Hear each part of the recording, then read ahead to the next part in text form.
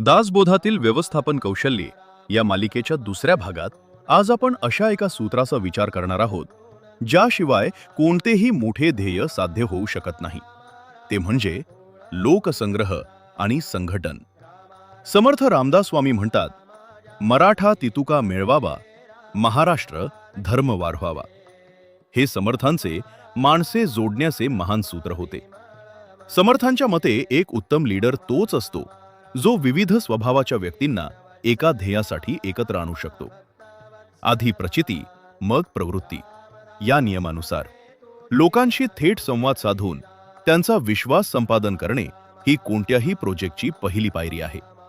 समर्थांनी दासबोधात स्पष्टपणे सांगितले आहे की समाजात मिसळल्याशिवाय आणि लोकांची मने जिंकल्याशिवाय मोठे कार्य उभे राहत नाही. अखंड सावधान असावे, प्रसंग पाहून ओळखावे. म्हणजेच लोकांच्या अंगी असलेले सुप्त गुण ओळखून त्यांना योग्य रेस्पॉन्सिबिलिटी सोपवणे हेच खरे नेतृत्व आहे. समर्थांनी स्वतः उभ्या केलेल्या अवाढव्य संघटनेमागे त्यांचे हेच अफाट टीम बिल्डिंग कौशल्य होते. आजच्या काळात ज्याला आपण संघशक्ती म्हणतो त्याचे मूळ समर्थांच्या या विचारात आहे. जर तुम्हाला तुमच्या करिअरमध्ये किंवा आयुष्यात यशस्वी व्हायचे असेल तर माणसे जोडण्याची आणि ती टिकवण्याची कला आत्मसात करा.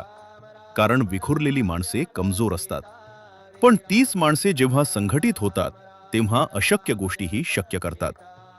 समर्थांचे हे अमूल्य व्यवस्थापन विचार समाजापर्यंत पोहोचवण्याची जबाबदारी आता तुमची आहे.